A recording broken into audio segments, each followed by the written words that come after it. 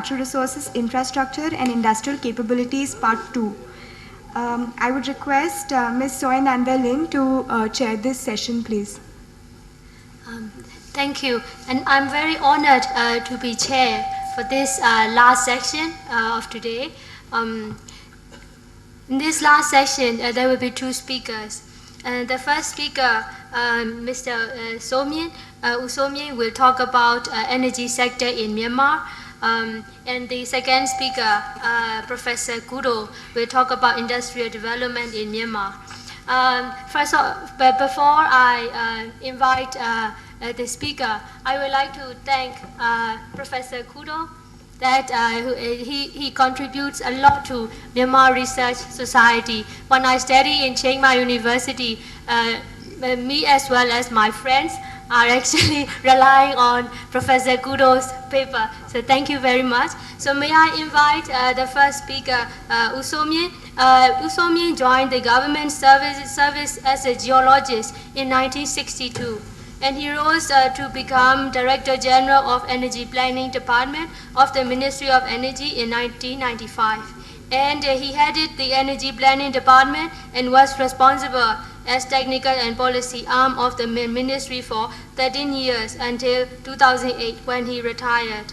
He is still active in his private life as a speaker on Myanmar energy sector in various conferences in the region as well as within the country. So the floor is yours, Mr. Usomyin. Very much, Madam Chairman, for introducing me to the audience. And also, I want to express my thanks to all the people who have been sitting all the day today, listening to all the topics that you may want to know and you may not want to know. But at the same, I hope I'll be able to activate you to something level so that you cannot go to sleep. I'm very much honored to talk about this energy sector in Myanmar to NIAS, National Institute for Advanced Studies. Myanmar and India has been so close and so near. Myanmar is actually influenced by being near to India as well as to China. As Excellency Ambassador already told you this morning, if you happen to have seen a Myanmar gentleman with a jacket and a longi, jacket we copy from China, Chinese.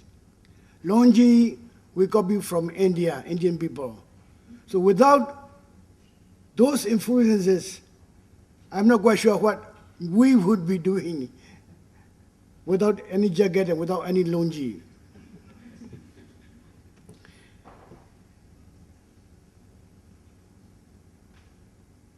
Another point which is quite noteworthy is to know, even though Myanmar, about 51 million people, is sandwiched between two largest countries, China, the largest communist economy to the east, India, the largest democracy country in the west, we'll be able to maintain our cultural identity, we'll be able to maintain our political identity up to now. And we take pride in that for being able to survive within those two large countries. But in the future, I'll be talking to you in the later part of the presentation how we are going to take advantage of those two big countries who would eventually become the highest economic country in 2050.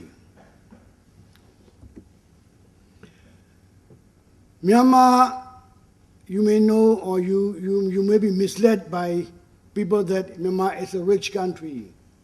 Yes, It's true, it's a rich country, but the people there are very, very poor. Myanmar consumes only about 70,000 barrels of oil a day, while our neighbor in the east, a small neighbor, Thailand, is consuming something like 1.2 million barrels of oil per day. And for your information, India is consuming about 3.8 or let's say about 4 million barrels a day. At the same time, Myanmar is consuming less than 300 million cubic feet of natural gas, while we are exporting so much of natural gas to China and Thailand.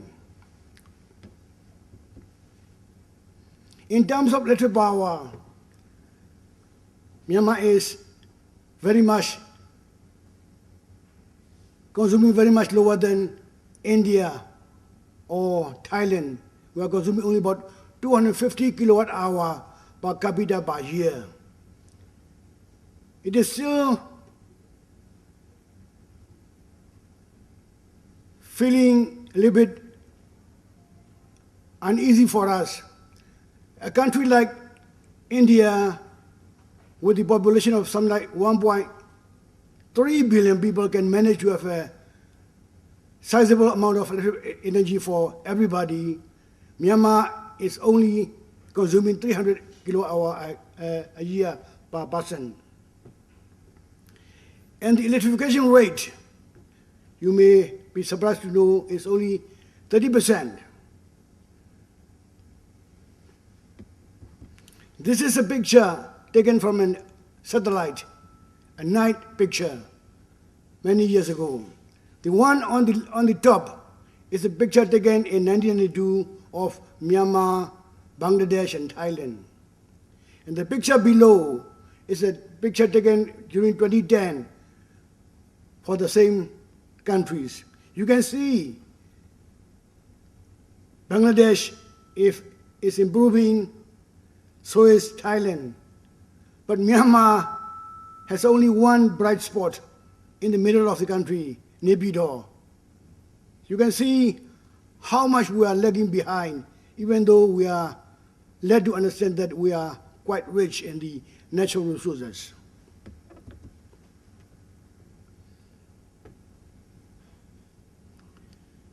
Myanmar is, as I said earlier, supposedly rich in natural energy resources. We are exporting 1.2 to 1.5 billion cubic feet of natural gas a day to Thailand and China. And Myanmar is exporting about 500 megawatt of electricity to China. Yet, Myanmar is one of the lowest commercial energy consumer in this part of the world. In terms of oil and gas richness, Myanmar is endowed with 16 geological provinces onshore and 4 sedimentary geological provinces offshore. When I talk about geological provinces, you may be a little bit confused. In the petroleum geology, the subject that we use in the search for petroleum, oil and gas, we always call the geological regime, which is a basin-like, to be potential for commercial accumulation of hydrocarbon. That's why we say geological provinces in the offshore and the onshore. And all these geological provinces, 16 in the onshore, 4 in the offshore, are still very poorly explored.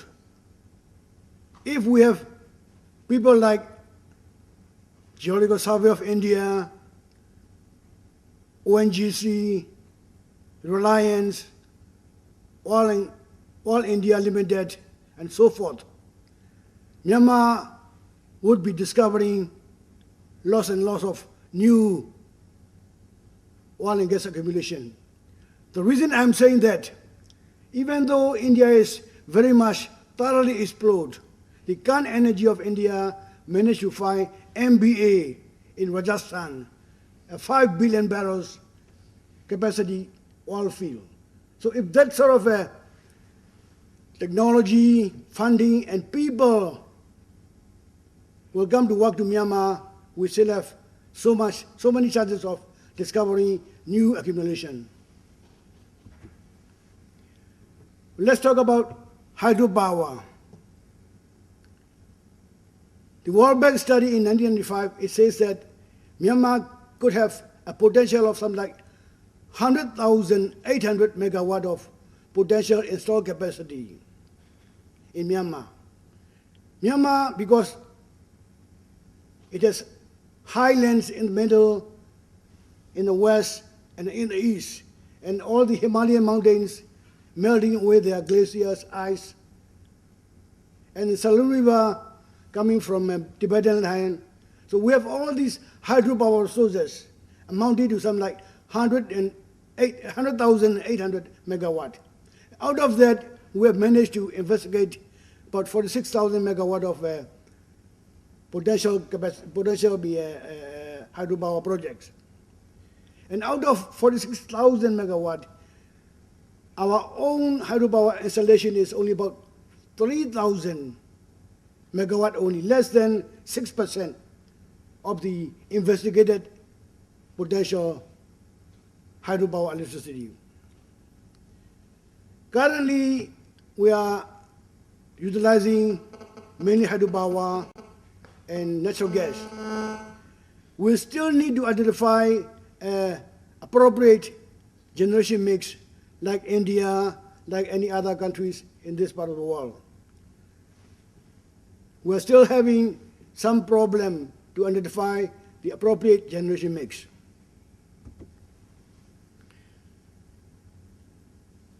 Let's talk about the political context, okay?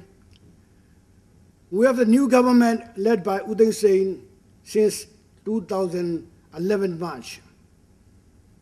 And the government, from the very beginning, it proclaimed that they are going for democratic state. And they work out some documents which is called National Comprehensive Development Plan and the FESR, the Framework for Economic and Social Reform. Based on those two documents, they run a series of reforms in politics, economy, and governance. Because of all the activities carried out by the government of U Thein Sein, the World Bank report in 2012 noted that Myanmar is going through a triple transition. You may know already, but just to impress you more, okay? One transition is from military to democracy.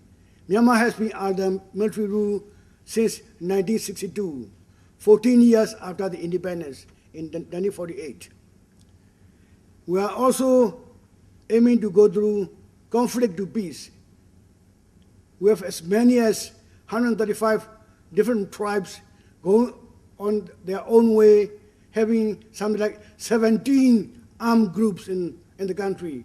So we are going to make some sort of peace with them, and we have some successes, and the news are in the air that we are going to sign an agreement to stop fighting among ourselves. The third transition we have been trying to go through is central planning to market economy. That has been already in the process now. We have already made some significant advances until May 2015. We have already accomplished and established a culture of negotiation between the fighting groups. We have managed to maintain a peace talks with the ethnic armed groups. We have also re-engaged with the international community. We have also been planning to construct special economic zones. We have been trying to accomplish connectivity among the region, and we have also been able to improve our economic performances.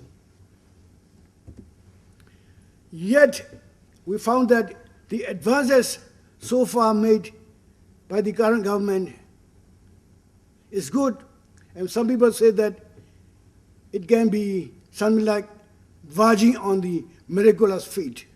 I think most of the speakers have already talked this morning, and they agree that the government has done something quite good, quite significant. But the challenges are still ahead. Most pressing and highly uncertain challenges are, number one, 2015, 8th November general election. Of course, the government has been trying to reassure again and again and again that it's going to be fair election. They are not going back to previous type of regime. Yet, people are still sort of uneasy how the new general election will take place and what will be the result. And the second issue, or maybe one of the issues, is the migrant issue. I put it very, very softly here. I want to avoid the Rohingya issue. Another thing is corruption, which is also plaguing the country for so many years and still going on. And the poverty, the gap of poverty gap between rural people and urban people are very, very huge. Without managing to narrow down that gap, Myanmar will not be doing well. But even in this situation, all of the multilateral organizations like World Bank, Asian Development Bank, and also another private consulting firm, McKinsey Global Institute, they have a good prediction of how Myanmar would be in the future. World Bank says that Myanmar's average GDP could be something like 8.5% for the years to come until 2020. Asian Development Bank says that Myanmar would become a middle-income country by 2030. McKinsey Global Institute predicts that Myanmar should be earning 4 times the GDP of the current earning by 2030, attaining the status of a middle-income country. And all these projections made in 2012 has been reinforced again by 2014. The World Bank, in their latest report on Myanmar, issued in August 2014, says that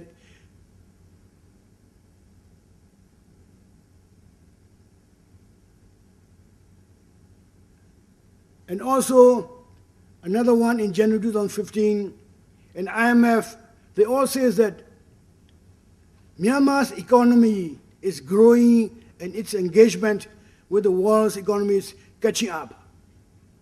The updates further stated that Myanmar's medium to long-term economic prospects remain strong. So the projection made about 4 years ago and the recent update in 2014-15 indicate that multilateral organizations like IMF, World Bank, they have a very high opinion on how Myanmar would be faring in the near future. For all these to happen, let's see what are happening in the energy sector, in the oil and natural gas sector. The oil and natural gas sector has been a very important foreign currency earner in the recent past. Amidst the heavy sanctions imposed by US government and EU, you may not know how Myanmar has to try very hard to survive in all these years, from 1990 until about 2010. Our own earning, justifiable earning, made from export of natural gas, we cannot bring it home to Myanmar in terms of US dollar. We have to change to other currency and then only bring it to Myanmar. But we managed to survive.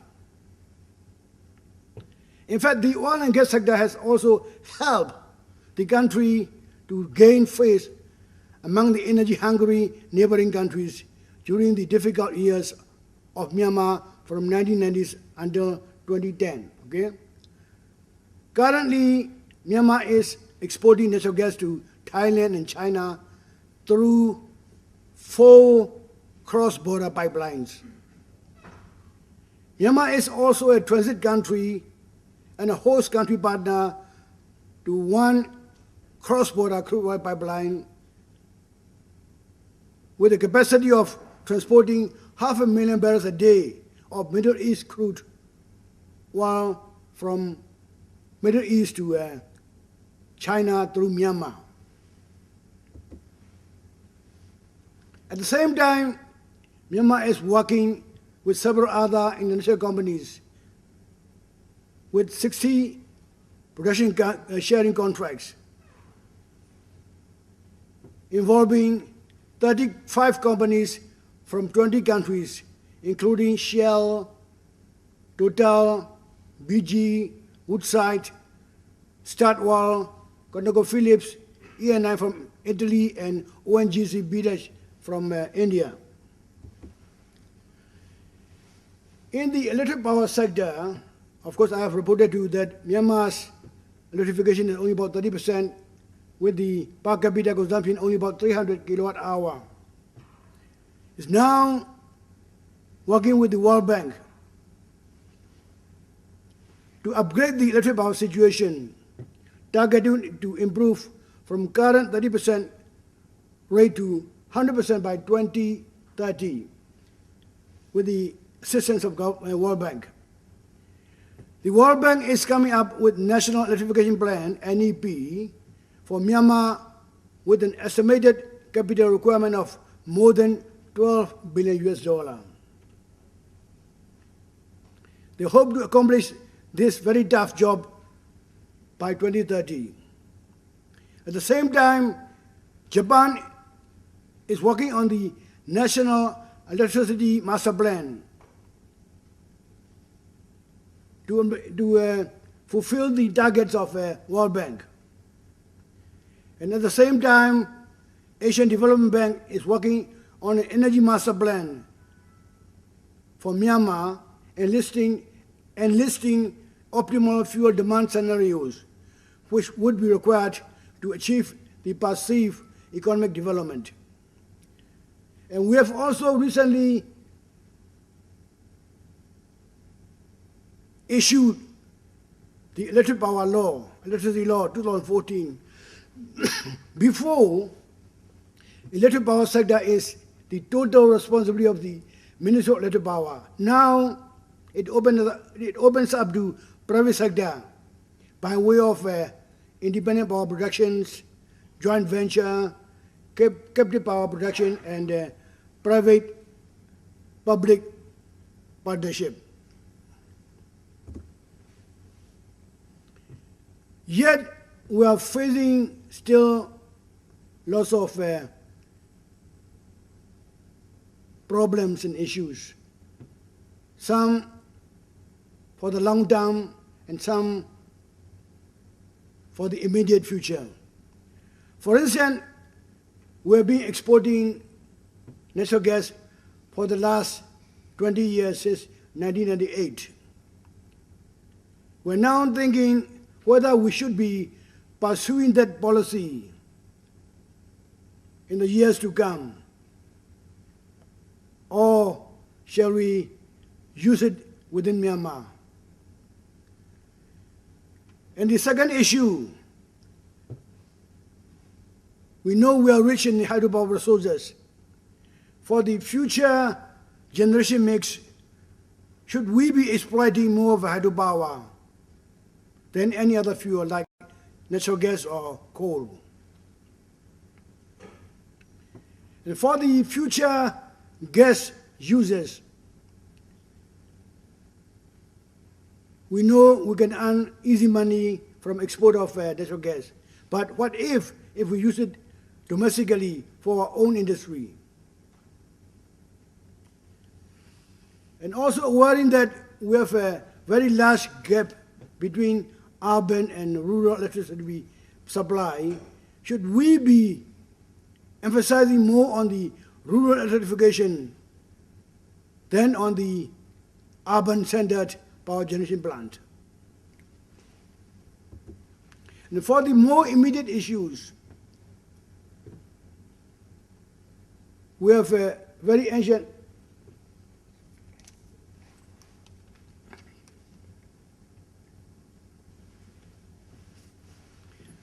I believe you are interested to hear my talks, okay? So I'm not stopping even though there is some sort of protest. I'm keep on talking, okay? I was here in New Delhi about 2 months ago, attending an 50th anniversary of ONGC.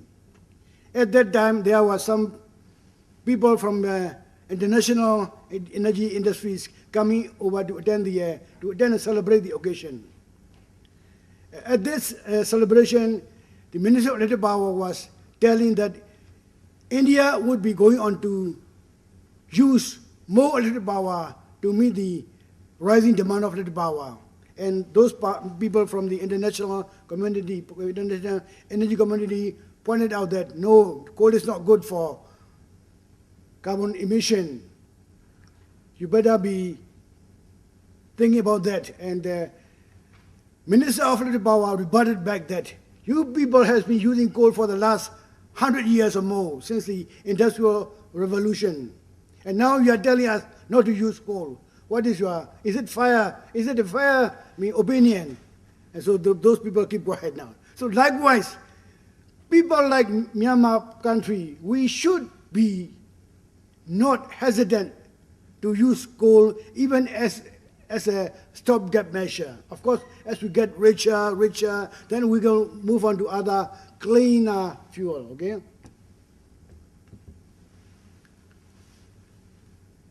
And in the regional cooperation program, Myanmar is very active in the ASEAN, GMS, CLMV, AGMEX, BIMSTEC, BASIM, and SARC.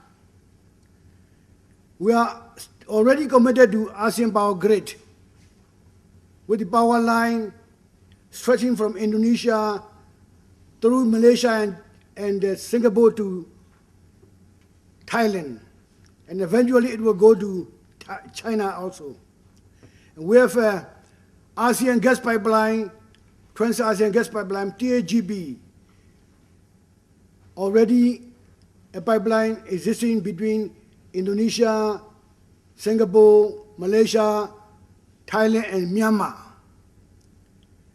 A few years ago, when I was the chairman of the BIMSTEC Energy Expert Group, we even talked about Trans-BIMSTEC gas pipeline, exporting gas from Myanmar through Bangladesh to India.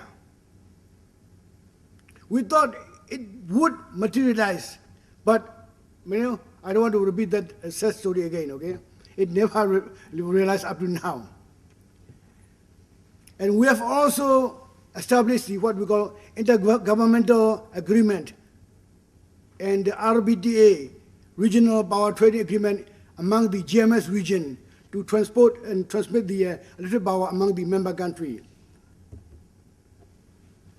And for Myanmar, as our own policy, we have already established what we call National Energy Management Committee to coordinate all the energy-related matters under the same roof. We have as many as 8 ministries looking after different aspects of the energy sector. So we try to sort of consolidate and try to move more effectively than before.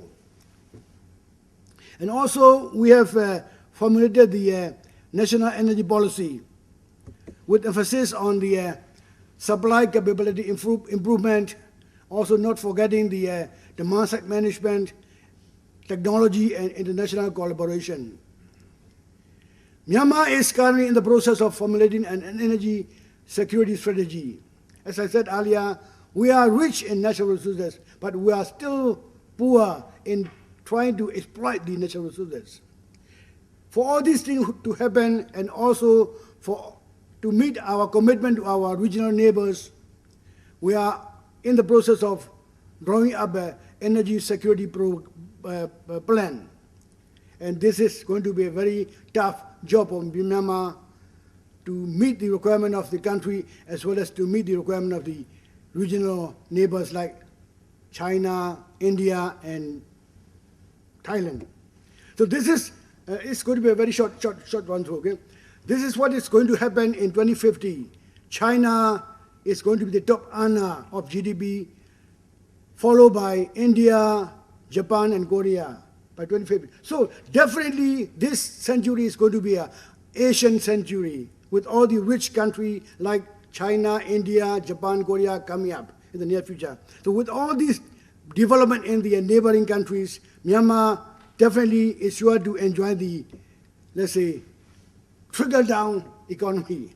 This is the blocks that we have demarcated, and we have recently awarded a few deep water blocks and the shallow water blocks. And this is the Trans-ASEAN gas pipeline extending from Indonesia all the way to Myanmar, okay? Now I'm trying to show this thing. These things happen in reality, practically. What we have been talking in the BIMSTEC and SAGAS is just a dream up to now, but later in the future, this must come into place.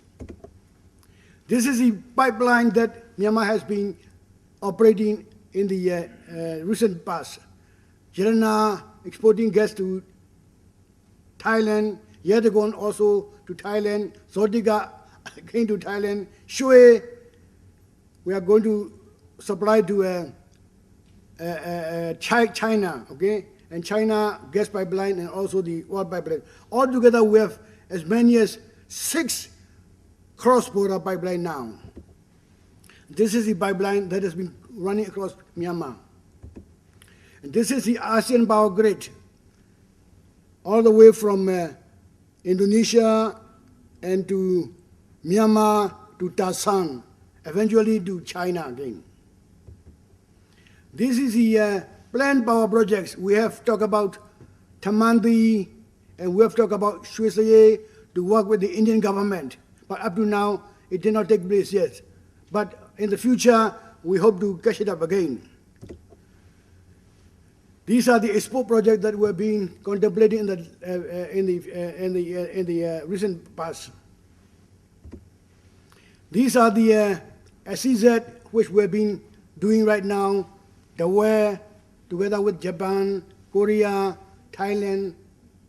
In fact, SEZ, the West SEZ zone is a project that was first formulated between India and Myanmar in one of the BIMSTEC meetings.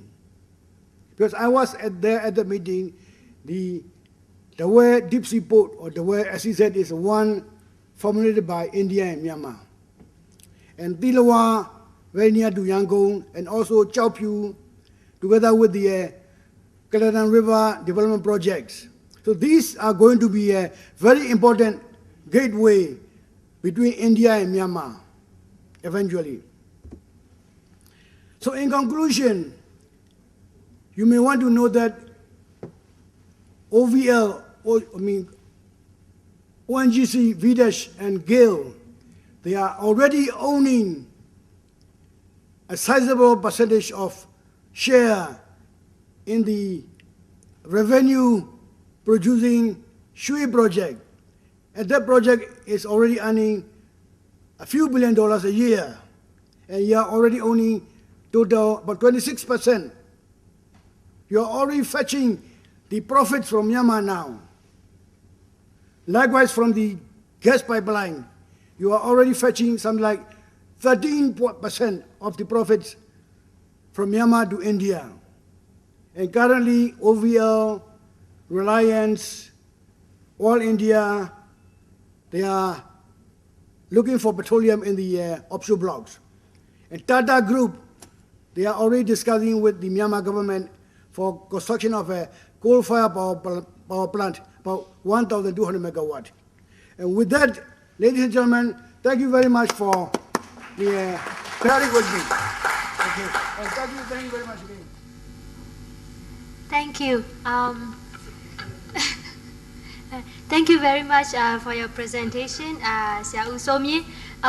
Related to this energy sector, which is the most important sector in Myanmar, I just would like to share very briefly about this. And since we have many potential to get revenue from this natural resource oil and gas sector, it is important to manage the revenue properly for the benefits of the citizen. So what the current government is doing is that they are trying to establish the sovereign wealth fund from extracting the revenue from natural resource sector. However, if we do not have a concrete framework, or if we cannot control the corruption, it is very dangerous for the country. This is just another step related to Sia Usomien presentation. And now I would like to invite Professor Kudo will talk about industrial development in Myanmar. Please, Professor. Thank you very much. First of all, I'd like to thank the organizer to invite me, to give me this very precious opportunity. And also, I'd like to thank all of you remaining here for the last presentation. I try, my presentation will not cut into our dinner. Dinner time is coming soon. So my topic is industrial development in Myanmar, prospects and challenges. After that, as we discussed, after the decades of isolation, Myanmar is now actively re-engaging with the global economy. And that the new political and international environment provides Myanmar a very good opportunity to joining the global and regional economy. And everybody believes economic integration facilitates Myanmar to participate in the production and distribution networks of East Asia. And then Myanmar will grow faster than before.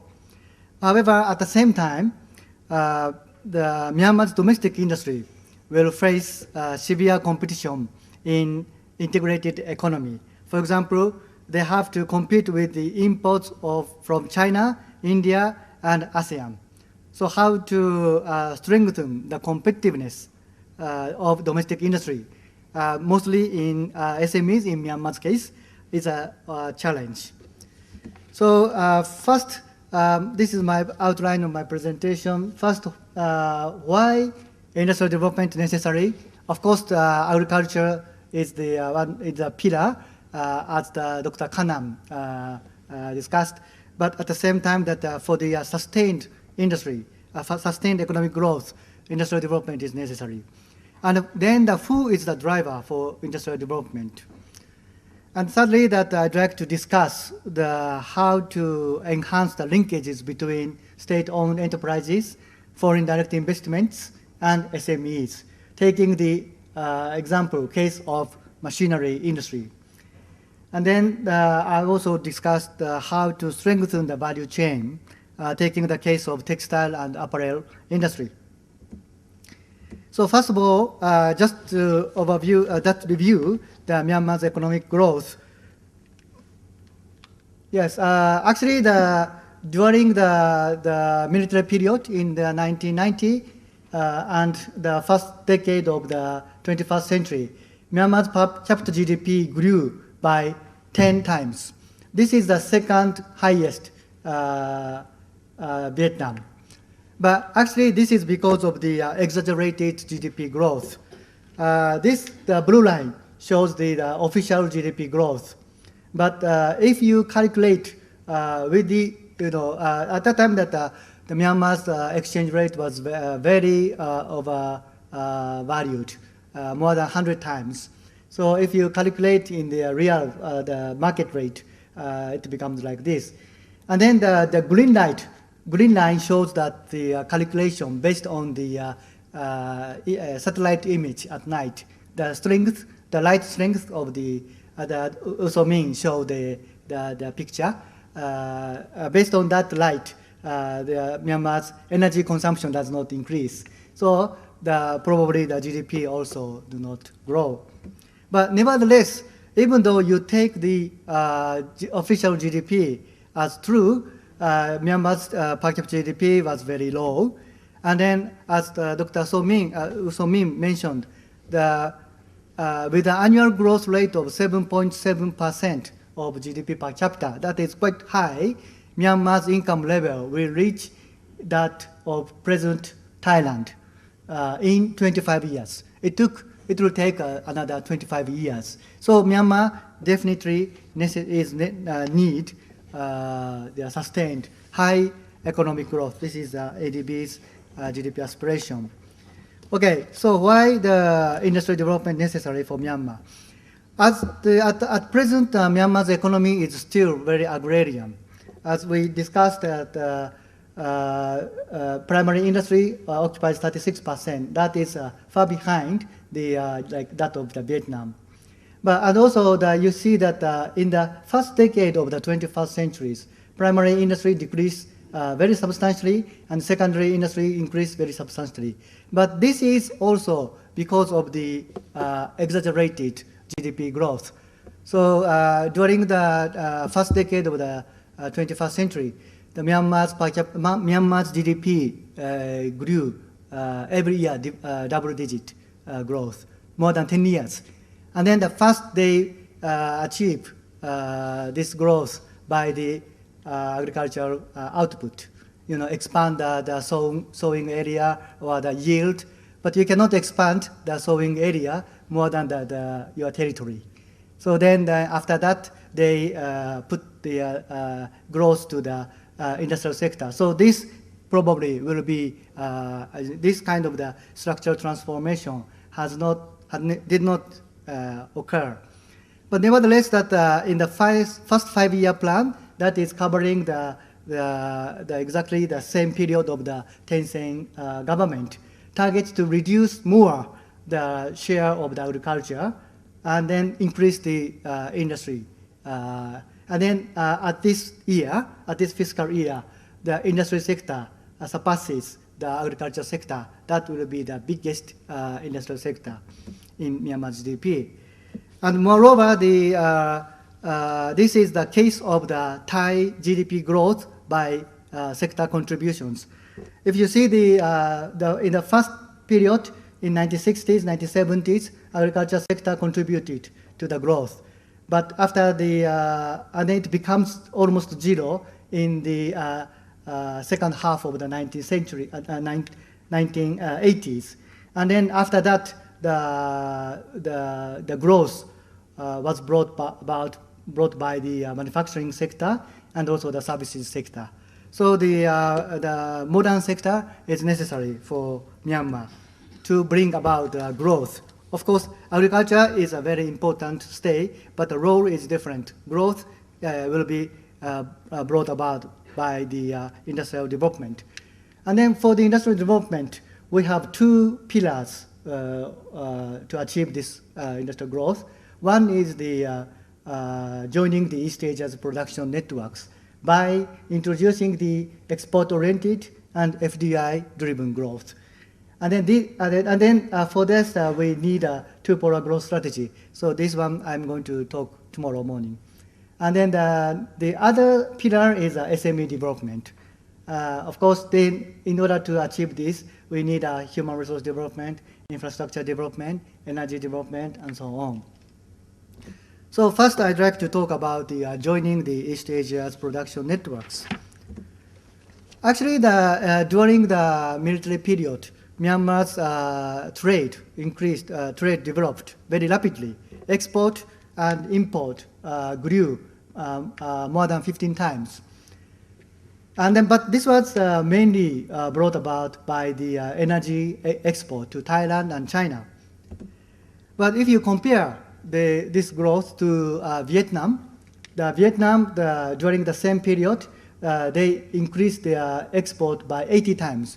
So as a consequence, the Myanmar's export is only about less than 10% of the Vietnam. So this is because of the sanctions. Partly, yes. This is the difference of the composition of the Myanmar's export and Vietnam's export. As you see that the Myanmar's export, this is in 2010, but the structure is same as of now. The Myanmar's half of the export is occupied by the natural gas, and then wood and other agricultural produce, except the some cloth apparel industries. But for the Vietnam's case, they export of course they export petrol, but now the biggest one is the apparel, and also the footwear and other manufactured goods. At this moment, Vietnam's biggest export is the mobile phone of Samsung. So this is the share of the manufactured goods of the total export. The Vietnam's manufactured goods increased, but Myanmar's manufactured goods, that is mostly the apparel and some shoes. But because of the sanction, because Myanmar export become more resource oriented. And the government, this is the government industry. During, up to the early 2000, of course that Vietnam export more than the Myanmar, but the gap was not that much. But Vietnam had access to the United States market by U.S. bilateral trade agreement, whereas that Myanmar lost the access to the U.S. market by the U.S. sanctions. So the gap widened.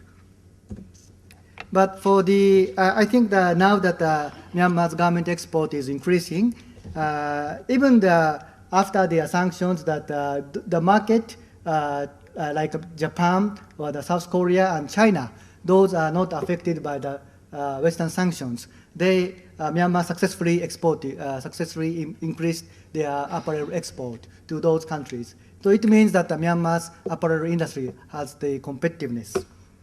And now the orders come from United States and Europe and other things. And also this is China plus one demand is huge from the Japan. Still, our apparel import, 80% come from China. So it's just 1% shift makes the big order to Myanmar garment industry. And secondly, the electric and electronics product will come in. And this also already started in Myanmar. Some electric companies started to invest in Tilawa state special economic zones. And then this is a very big exporter, export items. For example, the Malaysia in 2000, the E&E occupied more than 60%, but they are already gradually graduating from the E&E products. And then Vietnam is entering. I think now the Vietnam's export is more than like 50% is E&E products. But CLM country has not yet entered into this production networks. But now they are going to start. But in order to penetrate into the E&E export production network, we need FDI, foreign direct investment. For the garment or maybe shoes, the local Myanmar company can do, but for the E&E, you need to invite the FDIs. And then this is also the difference between the Vietnam FDI inflow and the FDI inflow to Myanmar. This is mainly because of the sanctions and also the bad investment climate. So during this military period, most of the investment come to the hydropower and also the petrol. So for the hydropower, they construct the hydropower dam and then they export electricity to the neighboring countries, the mining. So that's why also the gas also, they exploit the gas and then send by pipeline. So the neighboring countries come to the investment: China, Thailand, Hong Kong. Hong Kong is the investment from China mostly, and then South Korea. But this structure, the nature of the FDI has totally changed now. Sorry, the data is outdated, but this is a value. And if, in terms of the value, after the Tencent government, you don't enjoy much. But if you see the number of the investment, since the 2012, the number is increased. Now 2013, maybe more than 100. And then the most of the investment come to the manufacturing sector. It's a small investment, but to the productive sector, not the resources sector.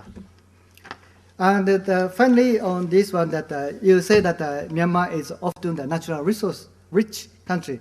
Yeah, in a way, it's true. But for example, you export the natural gas, but you again import a lot of energy, like diesel or the gasoline. So actually, the surplus is not that much, and also even in 2010, I think now it's more. But if you export billion, but your population, you have a 50 million population, so one person only get 100 or something. It's not a big amount. So you cannot develop only with the natural resource export. So this is the how to join the East Asia's production networks. And then secondly, I want to discuss the SME development. So actually in the private sector, you can see this data is also outdated. I don't know, the government has not disclosed this kind of data now.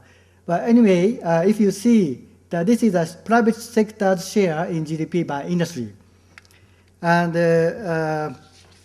in 1986, this is the end of the socialist period. Even that time that, for example, the processing and manufacturing sector, 54% are done by the private sector, but 46% are done by the state sector. But now, 2007, the 90% are produced by the private sector. And some sectors like communications, at this 2007, they're monopolized by the state-owned enterprises. But now, this sector also, the government allowed foreign investment to come into this communication sector. For example, that the mobile phone, now the two foreign companies invested. So they're liberalizing. And also the private manufacturing factories number also increasing. As of 2013, 43,000 factories are registered at the Ministry of Industry.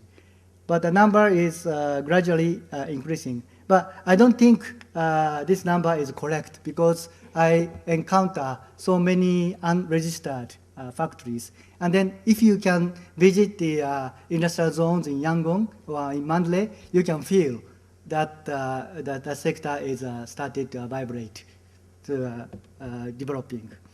So what happened to the state-owned factories? This is the Tombo factory, state-owned factory. It's in the mid in the Yangon, Myanmar.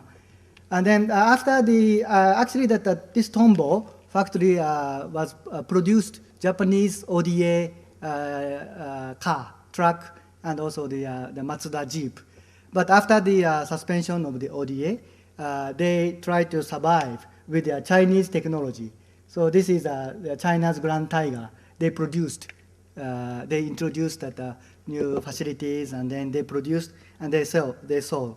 But after the Tencent government liberalized the import of Japanese second-hand car, they cannot sell at all. So the stock are piling up. So this factory almost stopped. Now that Japan export 100,000 cars, second-hand cars, every year. This is the second largest market after Russia. Okay. And then this is the state-owned enterprise of the Tata's India factory. Okay, 5 minutes? 2 minutes, okay. Okay, so this India, with the economic cooperation with India's government, they introduced the Tata's knockdown facility. But you can see this, the floor is very clean. no the oil splashed. So it means that there is no production. And then the dog is walking.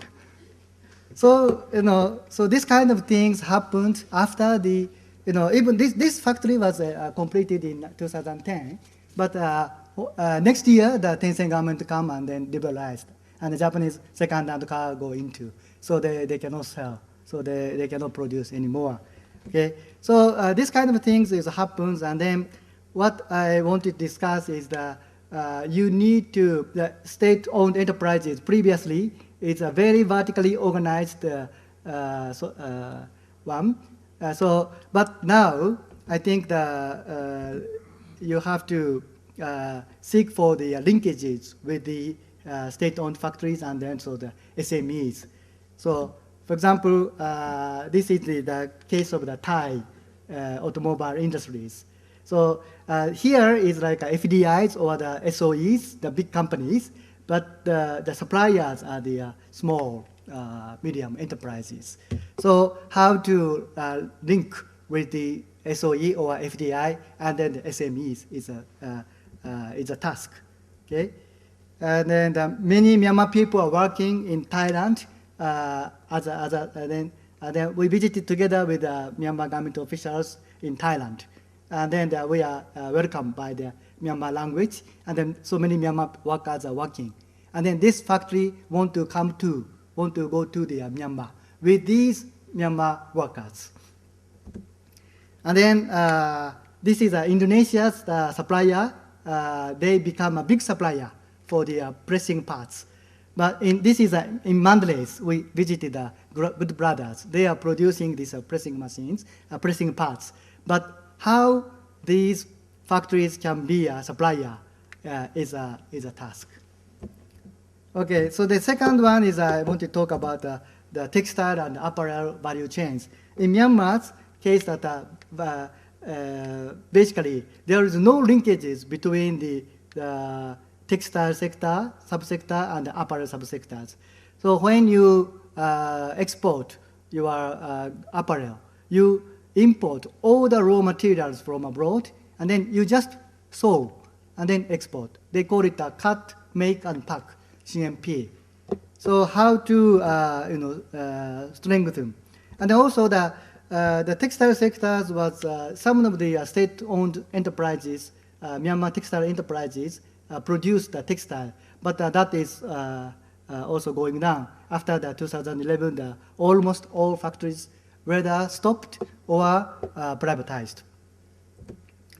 And then private sector also used this. This is a replica of the Japanese Hirano Shoki.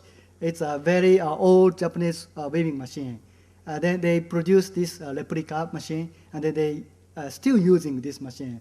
But this is abandoned in Indonesia. They installed this Japanese Toyota Airjet high technology machines. So you cannot compete with that. Okay, so how to strengthen the value chain is important. And then for that, I think we should focus on we should pay attention to the Myanmar's domestic market, because Myanmar's domestic market of apparel market is now expanding. So, and then maybe you can do expand the value chain by functional upgrading, such as designing, branding, and marketing, because the Myanmar designers may know the Myanmar people's taste better than the foreigners. And then finally, that SME, the government also tried to promote the SME, and then they introduced it SME Development Center in all over the country, 50 SME Development Center. But I visited one center in Mandalay. This is a SME Development Center.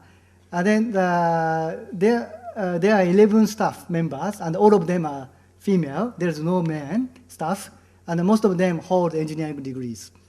They come from the state-owned factories, because state-owned factories, they don't produce anymore. But there's no PC, no fax machine, no copiers, no motorcycle to visit SMEs, and no budget for their wages. And among them, no assignment come from. So this is just started. They just established the SME center, but how to promote the SME is the future challenge. So as a conclusion, that industrial development strategy has drastically changed under the present government from the SOE-driven and production planning oriented to private sector driven, including SMEs and market oriented ones. And then under the new environment, SMEs can be a driving force for inclusive and sustainable growth of Myanmar. So how to support this SMEs is a challenge. And then we often visit the factories, and then now this is a South Dagon industrial zone. They are working in this way, very hard working. So first we have to visit these industrial zones and then talk with the owners and the workers. So that is a source of the various policy measures. Thank you very much.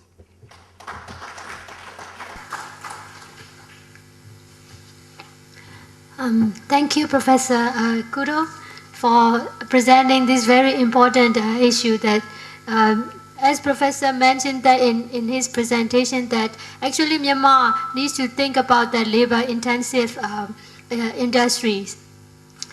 So in our session, Professor also highlights the importance of human resource that really matters for the long-term development of the country. So time is a bit running out, so I would like to invite all of you to raise questions to the speakers. Thank you, Professor and Mr. Somi. I have a question to Dr. Kudo. Your story about Tata trucks is very unfortunate because that will further discourage Indian private companies to go to Myanmar. I was just wondering, what must have gone wrong with the whole plan? I mean, surely the company must have also studied into the possible risk and also the opportunities there. I mean, you mentioned about the Japanese, the fact that the government, opened up the market for second-hand cars from Japan. Is that the only reason, or are there other reasons why the plan could not work? Well, I have a question to the first speaker. This is related to the point you made that we are confused. We means Myanmar as a country is confused about what should be our optimal energy mix. But as I understand, since there is a need both internally as well as there is an ample scope for export, the optimal energy mix should be dynamically determined depending upon the economic factors. The lowest hanging fruits you tap first, and then go to the more difficult explored energy options. So I think instead of, I don't see why there is a reason to worry what should be the optimal energy mix, rather than to go about tapping the energy resources as far as possible, because there is a high internal demand or energy deprivation inside the country itself, as well as you had mentioned, both China and India, the energy guzzlers are waiting for energy resources if that is available in Myanmar. So the emphasis is little misplaced when we put that we are determining our optimal energy mix rather than not going ahead with the energy thing. I have a second question. You of course did mention that the MDI pipeline was a sad story. So if you can elaborate on it, or do you can you just when that negotiation was going on, was there also a discussion about a bilateral pipeline between Myanmar and India, through the northeast? Yes. Carrying forward from Hippu regarding the sad story of the trilateral gas pipeline, on the bilateral pipeline issue, if I remember correctly, GAIL and ONGC Videsh had proposed another alternative pipeline because the negotiations were not with Bangladesh, were not heading anywhere. But that proposal was not readily accepted by Myanmar, of a bilateral Myanmar-India gas pipeline through India's northeast India. So to what extent are we ready now from a political perspective, from a technical perspective? If Bangladesh is yet again to create some problems, so is there an alternative?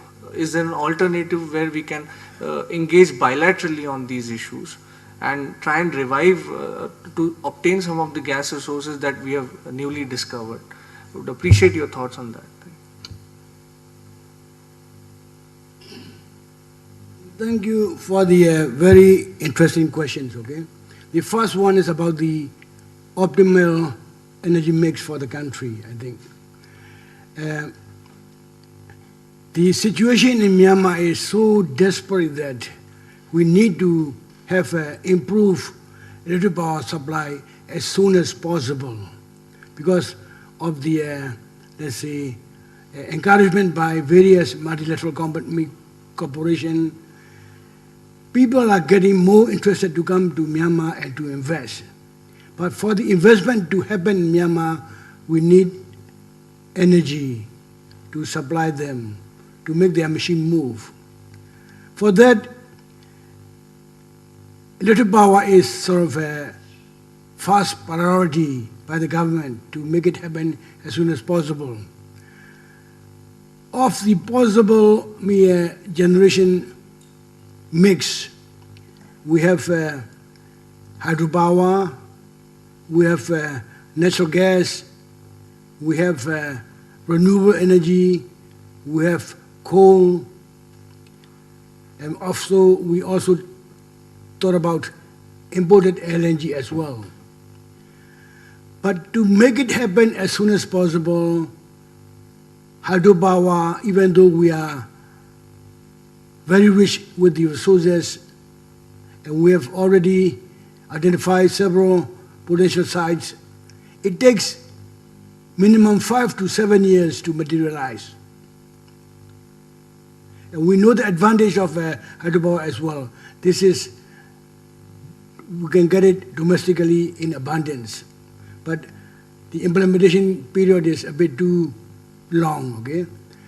For the natural gas, currently we are facing some shortage, or maybe it is just an imagination. Like I said, Irana operator, they can supply more natural gas. We have the same story from Shui operator, Daewoo, ONGC and GIL, that they can produce more gas, more natural gas. Likewise from Zodica. What is lacking currently is government is taking so long time to negotiate with them for possible new supply. And that's one thing. And another thing is we still have one block M3, Aundinka, is already discovered and already appraisal well has been drilled. All they need to do is to drill some more production well so that it could be implemented much more faster. But the operator, they're saying they would take until about 2019, 2020. If I were a decision maker, I would have pushed the operator, PTT, Petroleum Authority of Thailand, to make it faster so that we can have a gas supply as soon as possible. So what the message I want to give to you is, even though physically at the moment we are short of natural gas, we can make it happen if we are willing to do so. And talking about coal, we know that our own coal resources are of poor quality, they are remotely located. We know we have to import, but implementation time is quite short compared to hydropower. We are considering, at least the government is considering very seriously about coal-fired power plant. And yet, as I have comments a few minutes ago to Ms. Banerjee, the activists are making so much of noise. The government cannot do anything. So, of course, the government will choose the optimum mixture or fuel mix based on the domestic availability, fastest availability, economics, and the least impact on the environment. But these are the criteria, but how soon it will happen is another thing. Okay. The second thing about the pipeline extending to west to India.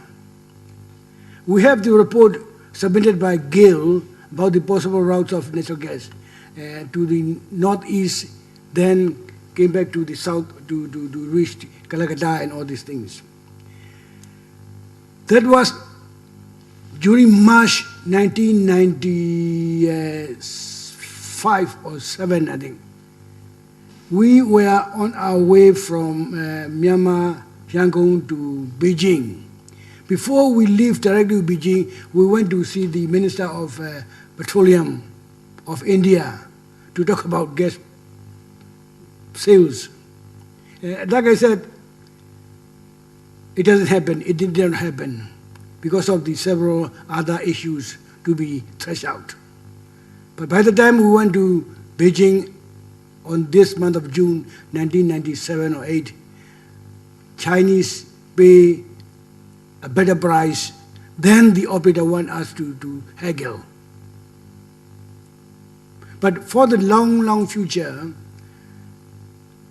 we would consider again for supply to India. The reasons are quite obvious.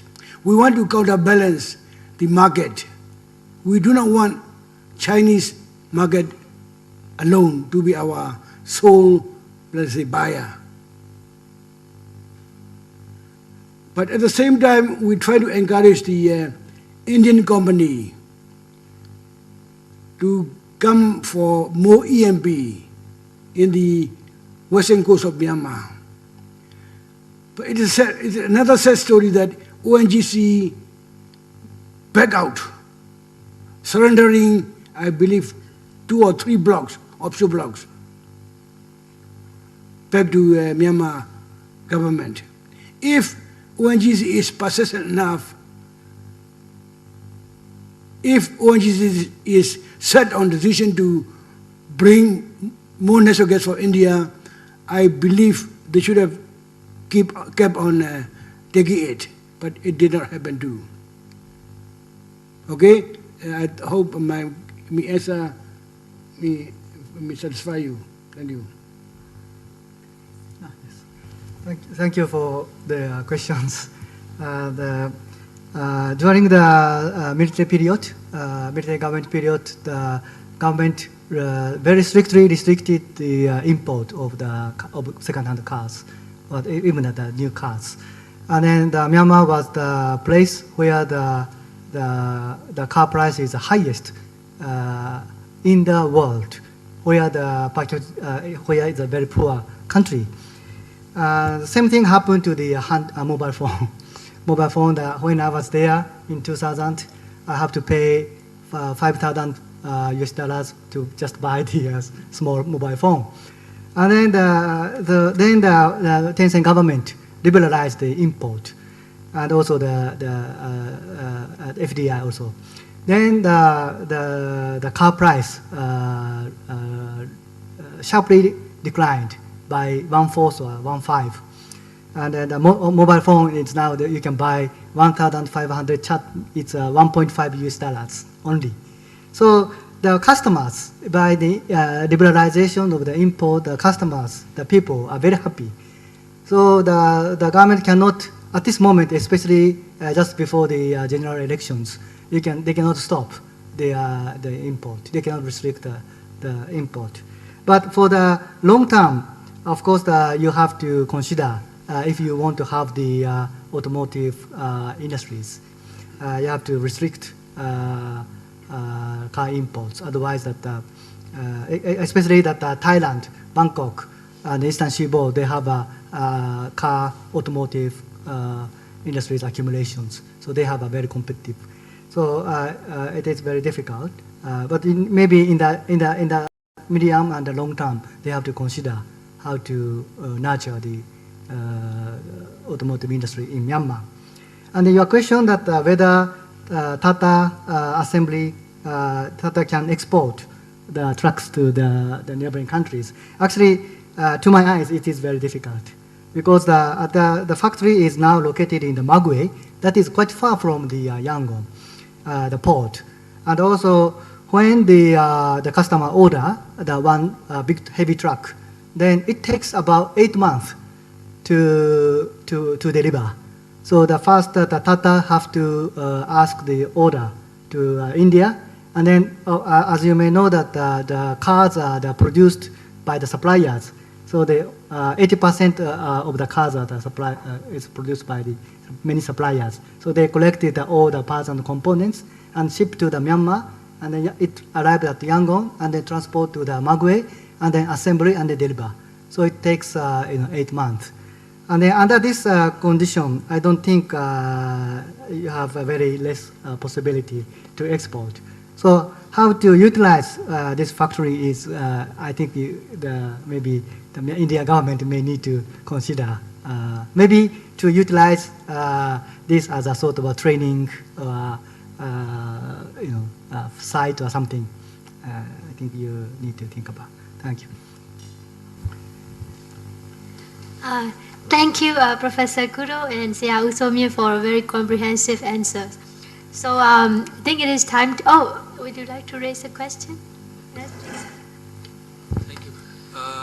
Kuro-san, one question which came to my mind was, when you are talking about the global value chain, have you considered including India's northeast in the global value chain in your consideration, because of certain similarity of requirement of development in western Myanmar and northeastern India? Yeah. Thank you very much. The production networks is basically what we say is more manufacturing networks. And then in Thailand, in this area, in Mekong area, Thailand, Bangkok has the biggest industrial accumulation, and the second biggest may be the Ho Chi Minh in Vietnam, and then Yangon will become third or fourth.